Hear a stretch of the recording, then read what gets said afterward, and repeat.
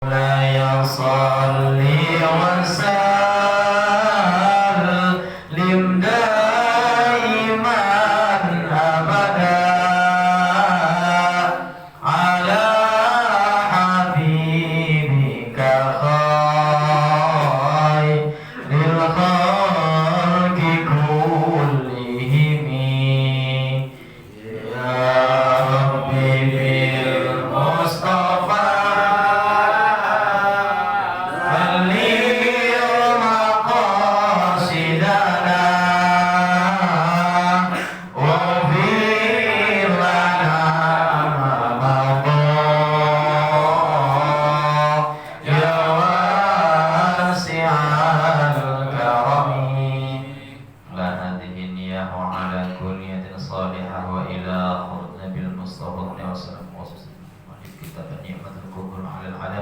في مولد سيد ولد آدم إمام العالم العلامة شهاب الدين أحمد بن حجر الهيثمي الشافعي رحمه الله تعالى شهد لهم الفاتحة. أعوذ بالله من الشيطان الرجيم. بسم الله الرحمن الرحيم.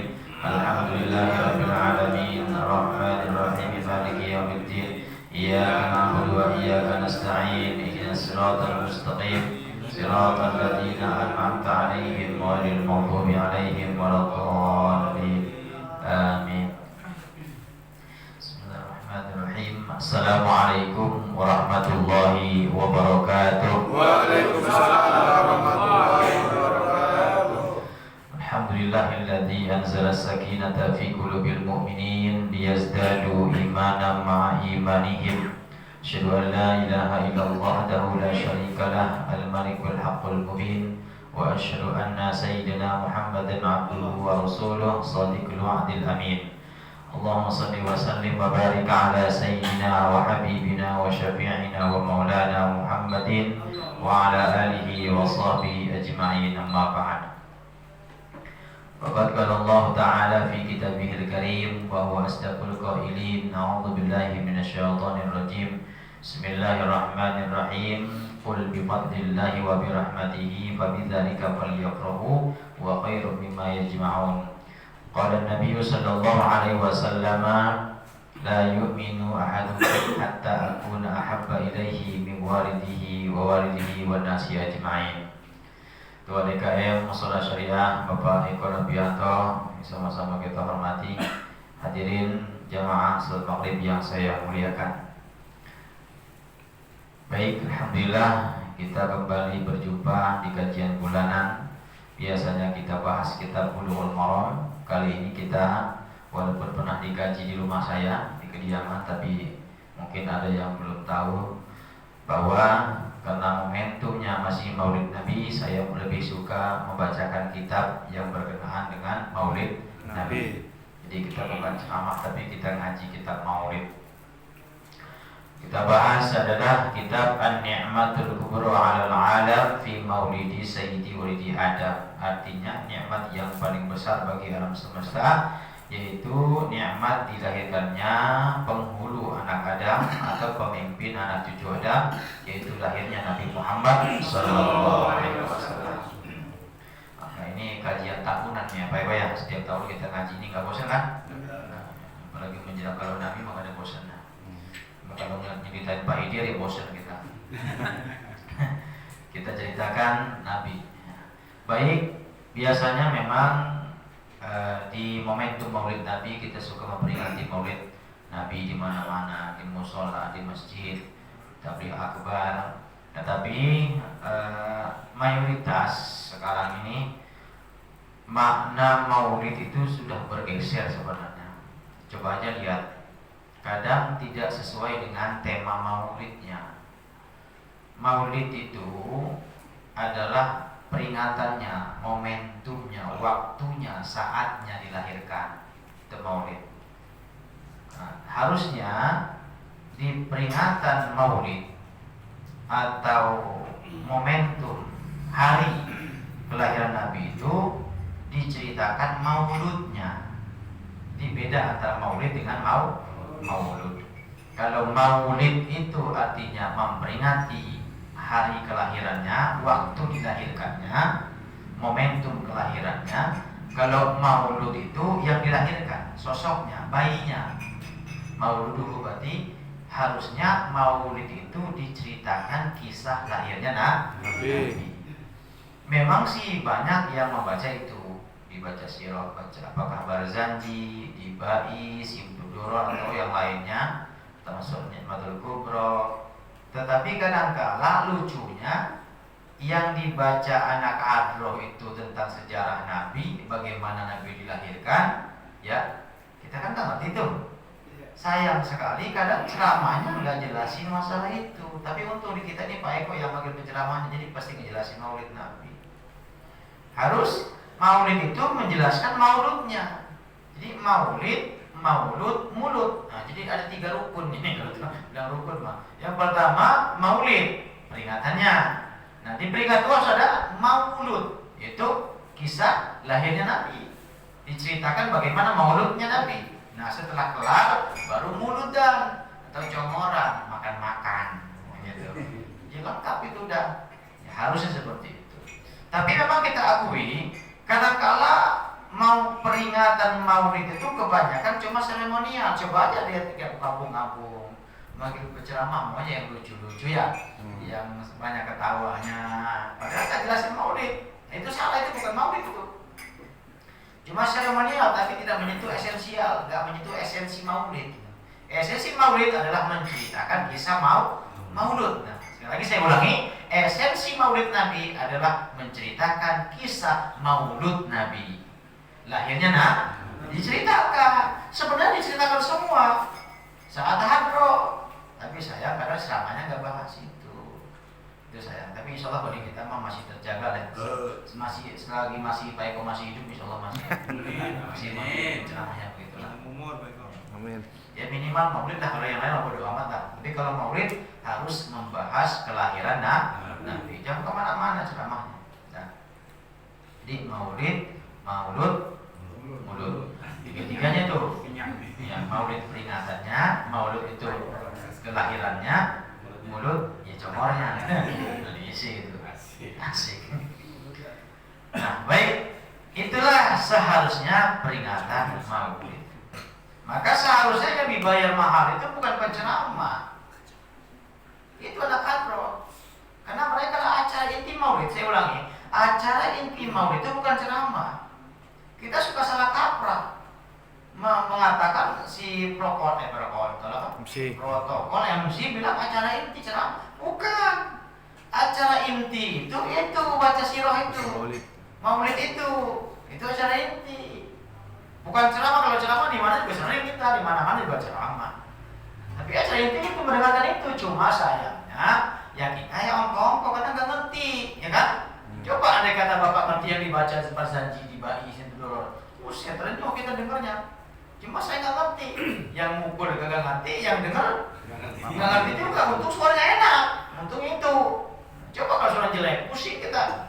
Lama ngerti kagak. Maka wajib anak hadroh kudu bagus suaranya, bagus tubuhannya.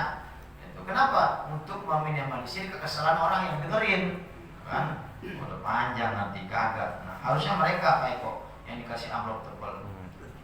Ini kadang-kadang penceramahnya 5 juta, hadrohnya 300.000, 500.000 buat 12 orang. Ini berapa itu? Padahal itu acara inti itu acara inti yang bawa acara inti kan mereka, bukan penceramah. Nah tapi kalau penceramahnya macam saya nih, yang jelasin maulid ya harus lebih gede. Kalau ceramah begitu. Maka saya sepakat Pak. Sini silahkan undang siapapun di acara maulid, undang siapapun, mau habib, mau kiai, mau ustaz, mau yang masuk TV atau yang masuk di layar lebar, silahkan undang. Tetapi ingat Pak Eko, pesan saya, tolong itu amplop buat penceramah jangan diisi dulu. Jadi tergantung apa tema ceramahnya. Kalau maulid, saat maulid ceramahnya ngebahas Nabi, nggak apa-apa tebelin. Macam saya nih. Tapi kalau ceramahnya nggak bahas maulid, jangan tebel-tebel. 200.000 cukup. Biar tahun depan diundang nggak mau lagi, dia pasti nggak mau dia. Kenapa? Kita kasih pelajaran, kadang-kadang orang sukanya lucu-lucu ya. Iya. Akhirnya nggak ada efek apa-apa, cuma peringatan doang. Coba kalau nanti ceritakan kitab ini, ya Allah ya begitu ya. Nabi dilahirkan seperti itu ya. Itu ternyata nggak ada bosannya. Saya tiap kali baca kitab ini nggak ada bosan, enak-enak aja. Jadi bukan yang gak asik. Andai kata umat itu dicekokin dari awal yang seperti ini maulid, orang rindu dengan Nabi, kenal dengan Nabi, cinta sama Nabi. Kita maulid tapi nggak ada cinta sama Nabi. Maulid apaan? Begitu kan? Jadi seremoni apa beda sama ulang tahun anak kita, karena nggak ada efek mahabbahnya, kecintaannya kepada Rasul. Maka maulid harus dibacakan bagaimana maulidnya Nabi, sosoknya Nabi, perangannya Nabi, perjuangan Nabi itu diceritakan. Itu namanya maulid. Ya, baik. Namun sebelum saya bahas ke sana, saya akan sampaikan tentang alasan sekaligus tujuan peringatan maulid. Walaupun ini udah bosan mungkin Bapak dengarnya, tapi biar paham lah. Ini benar sebagai fondasi kita, biar kita yakin bahwasanya maulid ini ada manfaatnya. Sekalipun dari sisi hukum itu mubah itu sesuatu yang tidak diperintah, juga tidak dilarang, namanya boleh. Jadi maulid hukumnya mubah, sepakat ulama udah mayoritas sepakat. Jangankan ulama Ahlussunnah wal Jamaah, apa ulama Wahabi sepakat. Contoh Ibnu Taimiyah, saya udah walaupun nggak bawa kitabnya hafal saya. Ibnu Taimiyah komentar tentang maulid Nabi dalam kitab Iqtida' As-Shiratal Mustaqim halaman 139. Dia bilang apa? Fata'zimul maulidi wa ittikhazuhu mausiman qad yaf'aluhu ba'dun nas fayakunu lahu ajrun azim wa yakunu lahu fihi ajrun azim li husni qasdihi wa li ta'zimi li Rasulillah sallallahu alaihi wasallam. Apa kata Ibnu Taimiyah? Fata'zimul maulidi, maka mengagungkan maulidnya Nabi.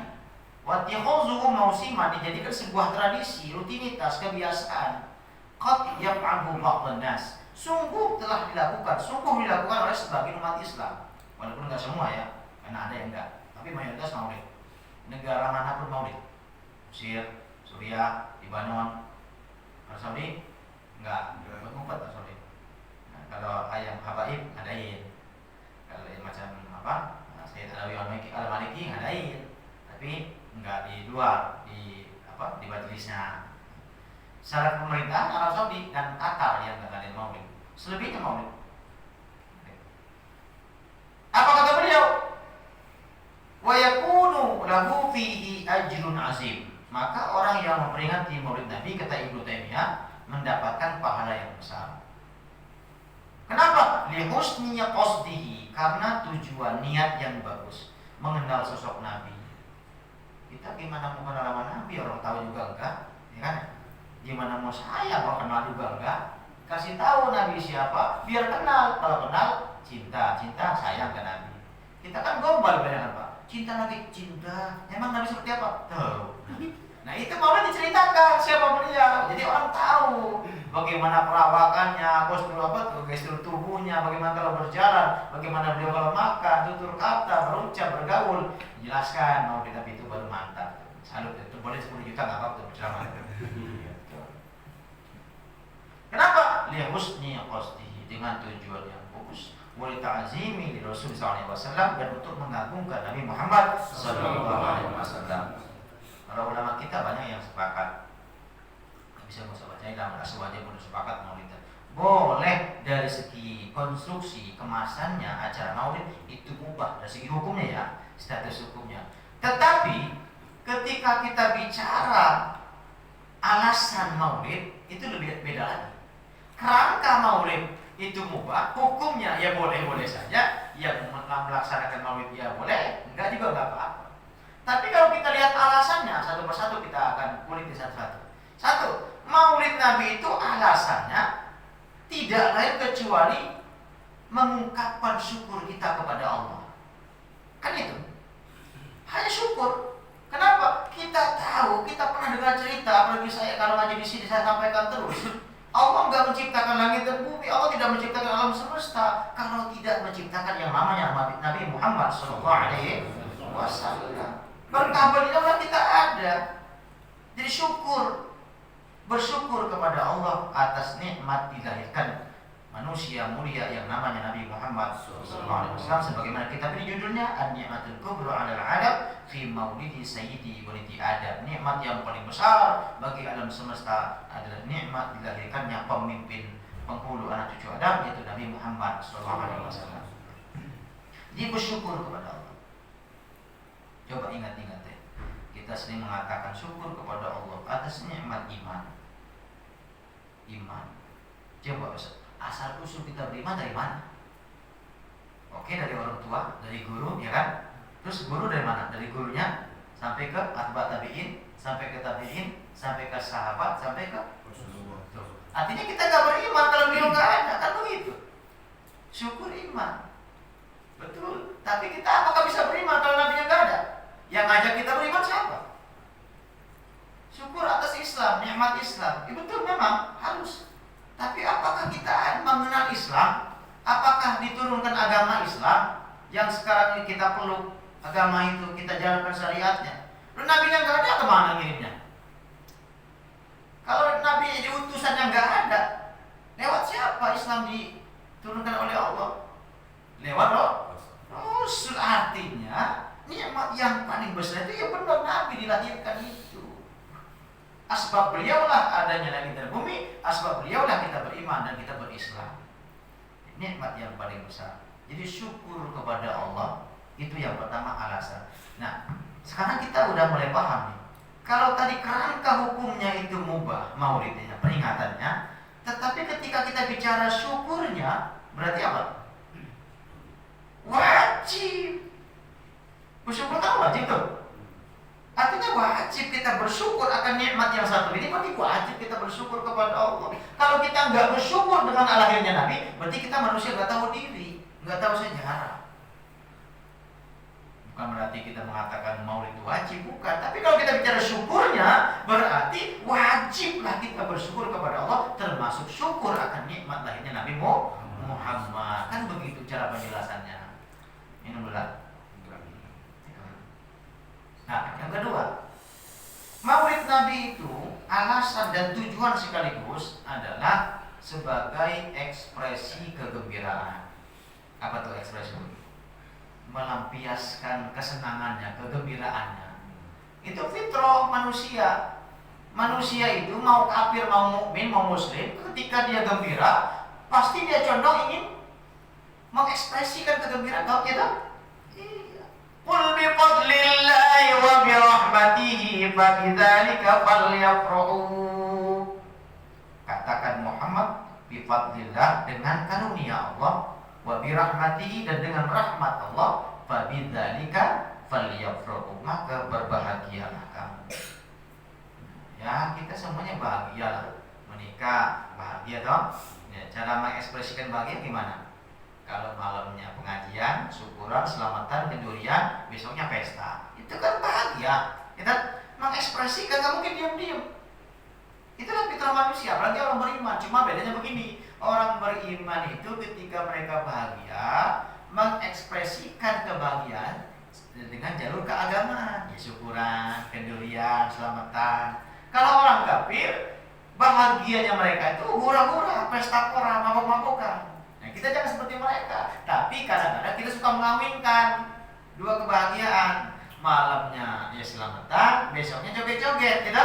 Itu masalahnya. Campur aduk, gitu. Jadi sebenarnya kalau kita pengen tahu tasyakur itu ya malamnya itu ketika ada pengajian, makan-makan, walimah seperti itu. Bukannya pesta pora, joget-joget, nyawer. Itu bukan budaya kita itu. Nah,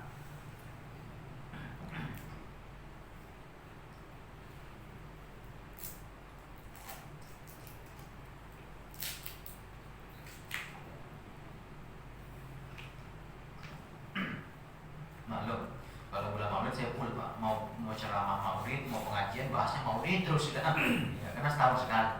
Nah, saya ulangi lagi bahwasanya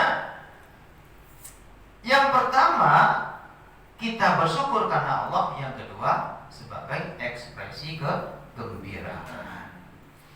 Ya, nikah kita bersyukur dapat nikmat, dapat istri, menikah syukuran, ekspresi kegembiraan. Contohnya yang undang orang selamatan, ya kan? Pesta. Nanti 4 bulan juga sama tuh, undang orang lagi hamil, istri kita umur 4 bulan, saking gembira kan undang orang tuh selamatan. ya kan? Ustaz Zidan diundang, amplopnya 2,5, besek 2, kan begitu. Ekspresi kegembiraan. RT diundang semua. Itu ekspresi. Ya, malam ini saya mengundang sekalian acara Mapati. Ya, Jawanya gitu kan, Mapati 4 bulanan. Itu ekspresi. Suruh baca apa tuan rumah? Ustaz minta tolong baca surat Maryam, ya kan? Waqiah, Ar-Rahman. Nanti 7 bulan hamil, udah lagi tuh syukuran lagi. Namanya mitonik, ya 7 bulanan. Kalau Jawa kan mitonik. Syukuran lagi tuh, nambah bacaannya Ar-Rahman, Al-Muluk, Yasin, Waqiah, Yusuf, kan ya? Nambah, amplopnya 3,5, kan ya? Ada saya 2. Itu ekspresi kegembiraan. Wajar gitu loh. Nanti lahiran semakin bahagia lagi.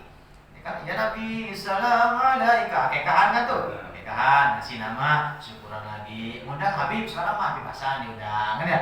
Saking gembiranya. Amplopnya gope, amplopnya gope. Artinya masih 2, maaf saya 1, kan ya? Ekspresi. Nanti ada lagi ntar kapan? Pas ulang tahun anak. Bahkan sebelum ulang tahun, saking gembira seorang ayah, dia ngomong anak yang masih bayi. Saking dia gembira sampai lupa diri. Anak ditanya, anak siapa? Ya kan ya? Kan jadi kayak. Jadi gila, itu anak saking gembiranya. Anak siapa? Itu bocah kalau bisa ngomong anak lu. Saking bocah kalau bisa ngomong. Anak dia ditanya, anak siapa? Anaknya pesek, tapi dia bilang mancung. Mancung. Mana pesek?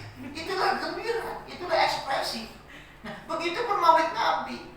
Kita mengekspresikan nangis-nangisnya Nabi, itu ekspresi kegembiraan. Masih orang makan, sedekah, ekspresi kegembiraan kepada Muhammad SAW. Nanti ulang tahun, apalagi ulang tahun anak mah lebih parah lagi, gilanya. Saking gembiranya kan anak pertama, ya, dari anak pertama, dari istri pertama. Ulang tahun pertama, wih senangnya. Udah bukan ustaz lagi yang diundang Pak, bukannya Habib lagi diundang, bukan kiai lagi. Aduh, ya kan makin peas, makin gila. Tapi kita malu, kenapa itulah orang bahagia seperti itu, sampai lupa diri. Waktu nikahan ustaz, kita pengajian, 4 bulanan pengajian, 7 bulan pengajian, lahiran tasyakuran, ulang tahun. Gila kan? Enggak di sini Pak acaranya, di KFC. Ya 5 juta, ngundang masih balik 5 juta. Ustadznya 300.000, baru 5 juta kan sejalan. Tapi saya maklum nih, itulah orang bahagia seperti itu, sampai jadi PA dia. Saking gembiranya dengan anaknya pertama itu. Ya kan? Ya Pak Sugeng ngalamin itu. Emang ada badut baca Fatihah? Enggak ada, pada pengorban. Dia cuma nyanyi doang. Cium pipi kanan, mama, apa? Cium pipi kiri. Ayo ikuti. Tepuk tangan. Lilin mati. Dinyalain. Udah nyala. Kan gila kan? Lilin kan mati. Dinyalain. Udah nyala. Apa kalau nggak gila? Tambah lagi sama nyanyinya. Boro-boro doa. Al-Fatihah. Enggak ada, badut mah enggak ada. Udah gede jadi tuyul. Udah gede jadi tuyul. Udah jadi tuyul. Udah gede jadi tuyul. PA. Tapi itulah orang bahagia seperti itu. Apa lupa diri siapa dirinya. Lupa dengan keselamatan, lupa dengan syukuran, lupa Pak Ustaz, udah wajar. Saking gembiranya. Tapi kita mulia jangan seperti itu. Maulid Nabi itu kita gembira jangan seperti itu. Jangan undang penceramah yang gak karuan ceramahnya. Undanglah yang jelasin Nabi macam-macam tuh. Enak yang dari MR juga dari Jawa. Enak saya dengan ceramahnya bagus tuh. Ini maulid seperti itu maulid. Jadi nggak jauh-jauh dari Nabi. Jangan ikut-ikutan orang yang suka mengundang ustadz yang lucu-lucuan. Janganlah, kita jangan. Kalau mau acara sendiri aja Agustusan silakan undanglah seperti itu. Tapi kalau maulid ini sakral. Jangan bahas apapun kecuali itu baru maulid namanya. Saya pesan Bapak Ibu, jangan coba-coba mengundang penceramah seperti itu. Nah, yang ketiga, alasan dan tujuan maulid tidak lain kecuali sebagai mahabbah, kecintaan kita. Bentuk mahabbah untuk menumbuhkan dan menambahkan mahabbah kecintaan kita kepada Nabi. Tadi masih kurang satu. Dalilnya begini.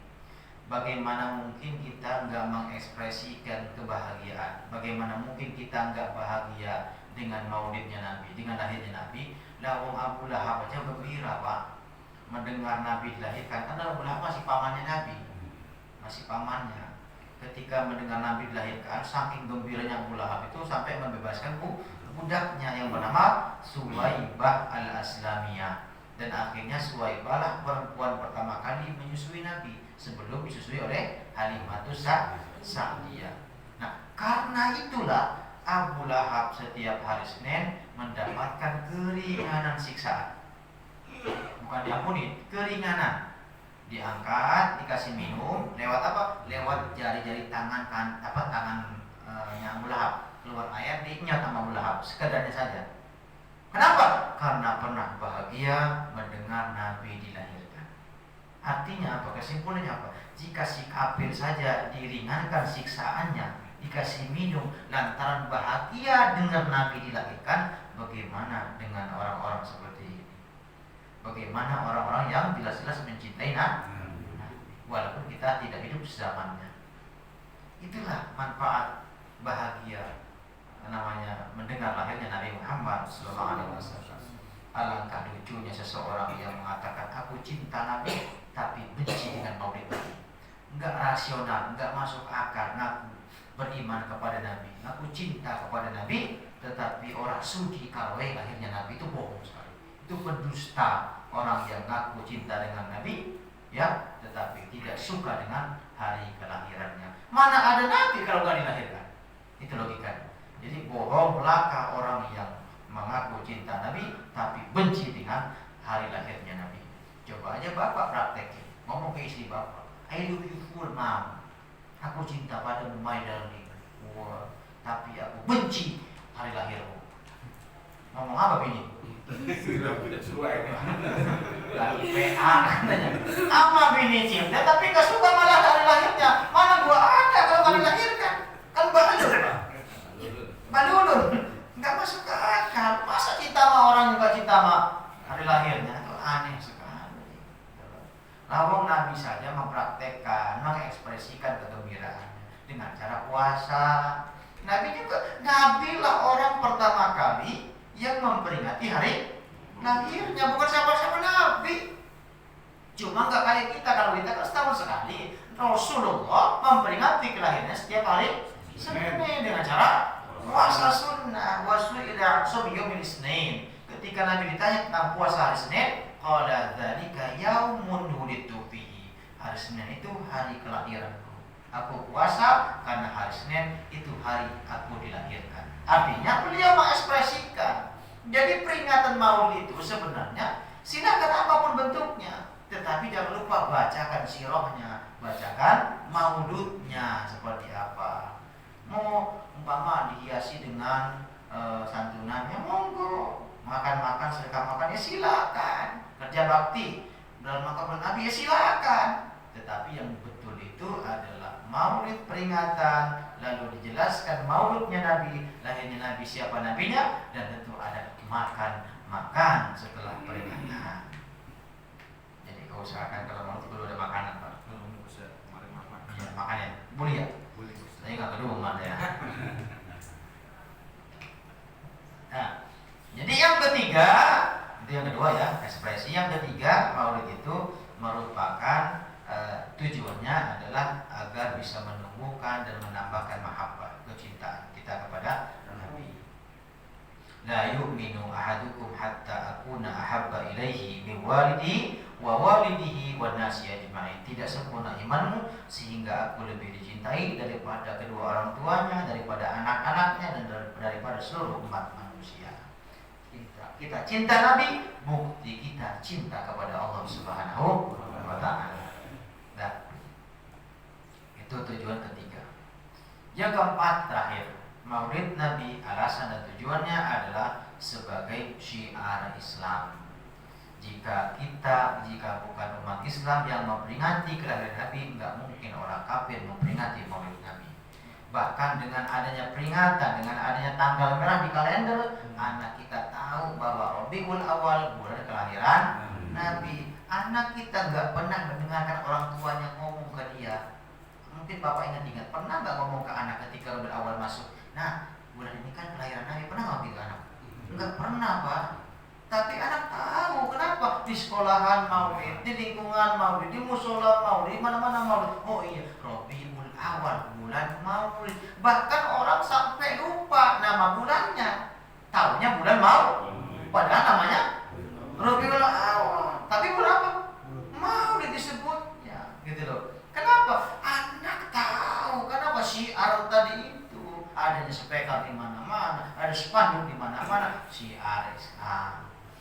Bahkan termasuk ibu-ibu juga kreatif sekali bikin lagunya kan. Rabiul Awal, bulan kelahiran Nabi sallallahu. Di kota, di desa ramailah berjanji sallallahu, membaca sholawat sallallahu, sholawat kepada Nabi sallallahu. Bacaan sholawat diantaranya begini, gak pakai salala. Allahumma sholli ala Muhammad, ya Rabbi sholli alaihi wasallim. Allahumma sholli ala Muhammad, ya Rabbi sholli alaihi wasallim. Allahumma sholli ala Muhammad, ya Rabbi sholli alaihi wasallim. Salah satu bukti cinta kepada Nabi itu adalah gemar baca sholawat. Dan maulid mengajak kita agar kita mendawamkan sholawat. Kenapa? Orang yang cinta sholawat, orang yang sering sholawat, orang yang diprioritaskan sama Nabi di hari kiamat. Aulan nasi bi yaumal qiyamati aktsaruhum alayya sholat. Umatku yang paling aku utamakan di hari kiamat mendapatkan syafaatku adalah mereka yang paling banyak membaca sholawat. Harus kita dawamkan sholawat. Nah, di yang terakhir tujuannya syiar Islam, menghidupkan Islam. Nah, baru kita baca kitab. Habis ya waktunya. Ini ada 2 sesan lagi nih. Yang kedua adalah tentang penjelasan keutamaan Maulid Nabi Muhammad sallallahu alaihi wasallam. Sekedar informasi, kitab yang ngarang kitab ini namanya Al-Imam Al-Alim Al-Alamah Syihabuddin Ahmad Ibnu Hajar Al-Haytami Asy-Syafi'i rahimahullah. Pengarang kitab Tuhfatul Muhtaj. Di kalangan ulama mazhab Syafi'i ada 2 Ibnu Hajar. Yang pertama Ibnu Hajar Al-Asqalani yang pengarang kitab Bulughul Maram yang sering kita kaji. Yang kedua Ibnu Hajar Al-Haytami yang mengarang kitab An-Ni'matul Kubra atau kitab Tuhfatul Muhtaj, kitab fikih mazhab Syafi'i. Nah, yang kedua adalah penjelasan tentang keutamaan Maulid Nabi. Jadi kita yang biasa Maulid biar paham apa sih keutamaan, apa sih faedahnya gitu loh. Jangan cuma Maulid tapi nggak paham Maulidnya. Akhirnya alhamdulillah sekarang ya Maulid jadi pada antusias yang nyumbangnya banyak ya. Nah, ini akan kita jelaskan apa sih keutamaan orang yang nyumbang untuk peringatan Maulid. Allahumma salli wa sallim wa barik alaihi. Qala Abu Bakr Siddiq radhiyallahu an man anfaqa dirhaman ala qiraati maulidin Nabi sallallahu alaihi wasallam kana rafiqi fil jannah. Ini ada komentarnya para sahabat tentang maulid. Kata sahabat Abu Bakar, man siapa orang anfaqo menimpakan dirhaman 1 dirham 1 rupiah uangnya ala qiraati untuk dibacakan kisah mauludnya Nabi. Jadi maulid itu harus dibacakan kisah maulid. Sallallahu alaihi wasallam kana rafiqi fil jannah, maka dia akan menjadi temanku di surga. Kata sahabat Abu Bakar. Wa qala Umar radhiyallahu an man 'azzama maulidan Nabi sallallahu alaihi wasallam faqad ahya al-Islam. Islam, maka sungguh dia telah menghidupkan Islam, mensyiarkan Islam. Wa qala Utsman radhiyallahu anhu, man anfaqa dirhaman ala qiraati maulidin Nabi sallallahu alaihi wasallam faka'annama syahida azwata Badrin wa Hunain. Kata sahabat Utsman bin Affan, siapa orang yang menginfakkan uangnya 1 dirham untuk peringatan Maulid Nabi, dibacakan kisah Maulid, maka seakan-akan dia mati syahid di perang Badar dan perang Hunain. Luar biasa ya.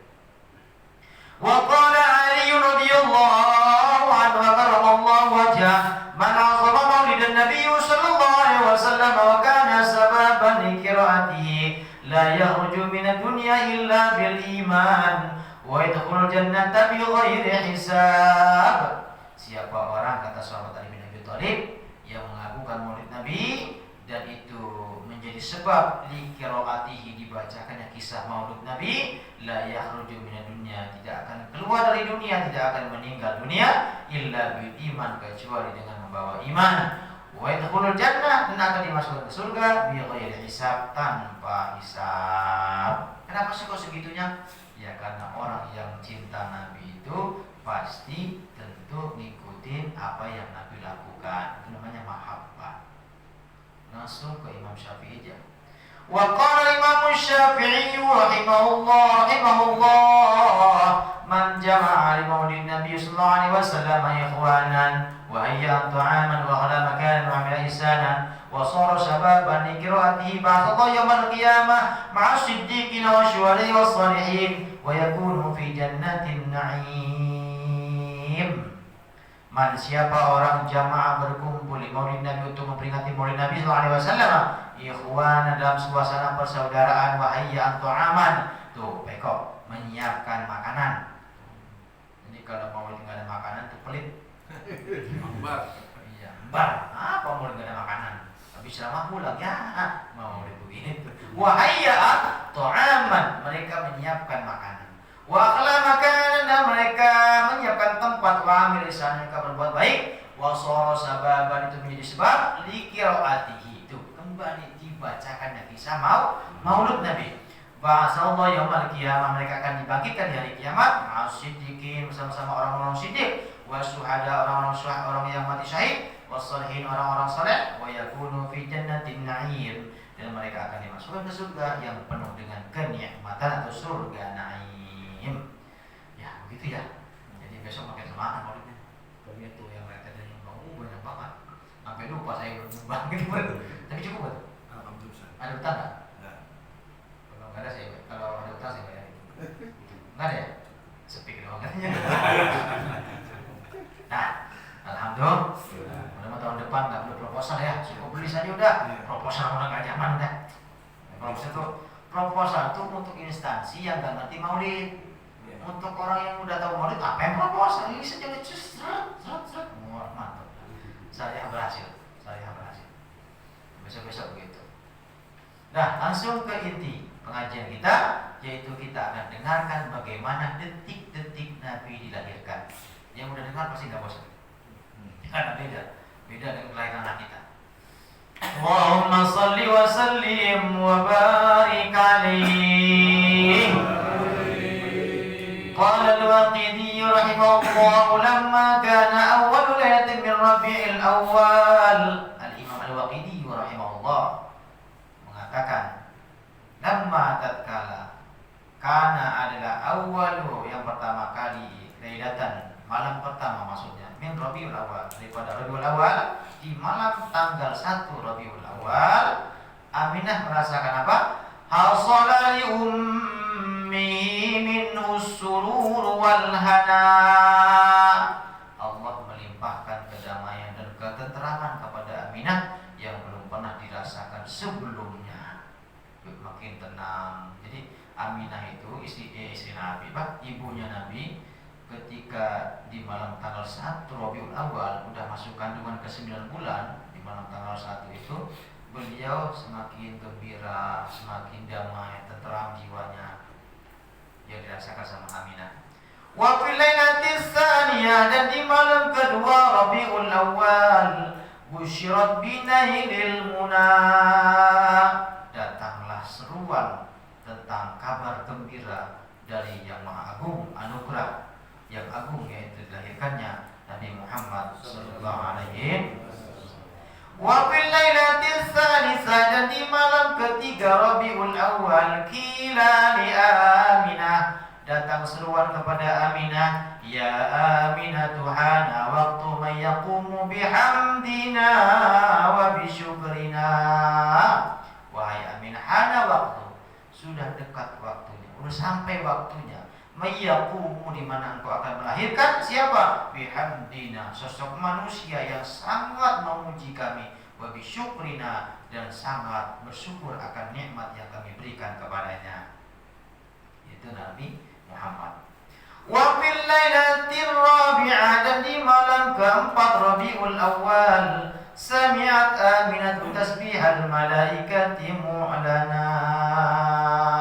Malaikat Aminah mendengarkan malaikat bertasbih mengiringi Nabi dilahirkan. Jadi menjelang Nabi dilahirkan di malam keempat, Aminah mendengarkan malaikat sibuk bertasbih. Subhanallah, alhamdulillah, wa la ilaha illallah, wallahu akbar. Subhanallah, alhamdulillah, wa la ilaha. Semua sirah menceritakan itu. Di Bazanji ada, di Baija ada, Sidrul ada, bahwa malaikat mengiringi lahirnya Nabi dengan bertasbih sambil nunggu Nabi dilahirkan. Itu di malam keempat Aminah mendengarkan itu. Wa fil lailatil khamisah ra'at Aminatu fi manamihal khalil. Di malam kelima Aminah mimpi ketemu dengan kakeknya Nabi Khalilullah, Nabi Ibrahim. Jadi Nabi Muhammad itu jadi garis keturunan dari Nabi Ibrahim, dari jalur Ismail, dari ibu Hajar, kalau Ishak dari ibu Sarah.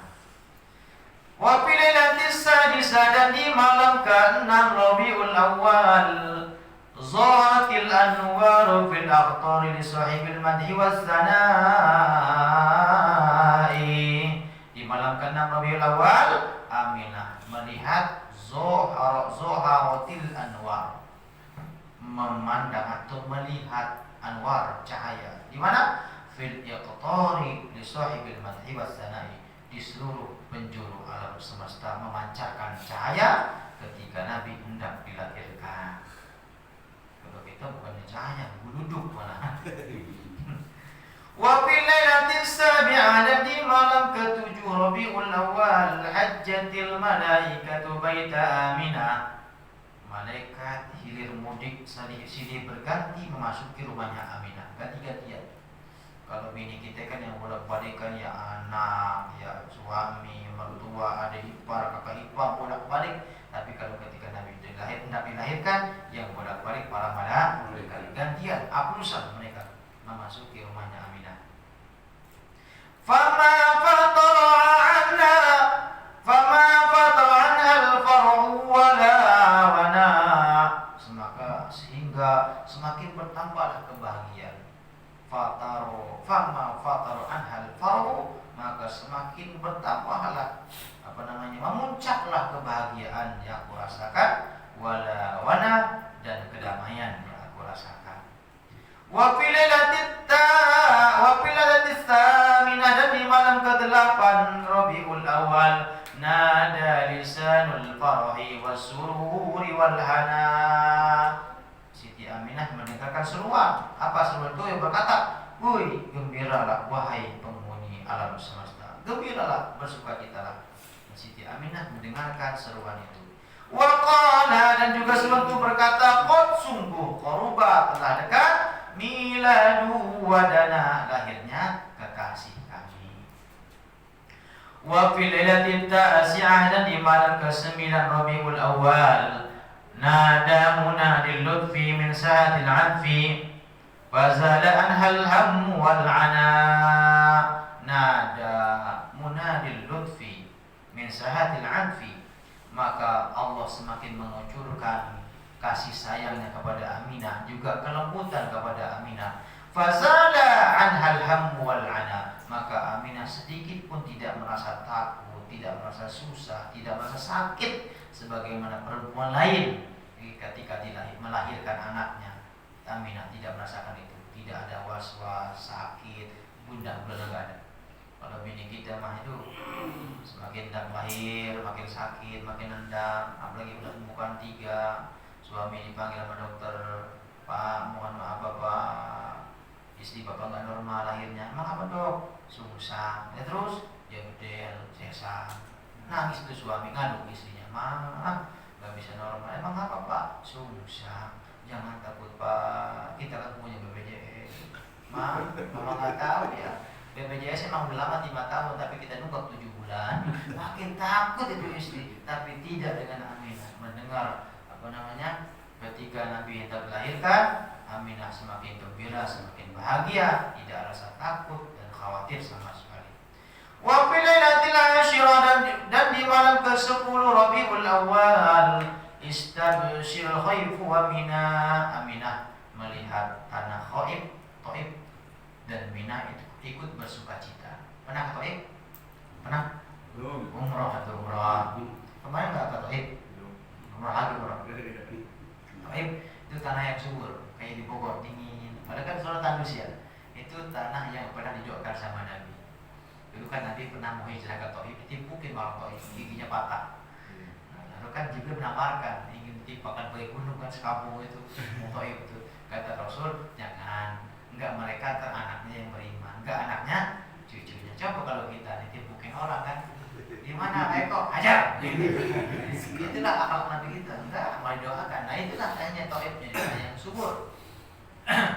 Wa fi lailatil hadiyati asyara, dan di malam ke-11 Rabiul Awal, tabasyira bimiladihi ahlul ardi was sama.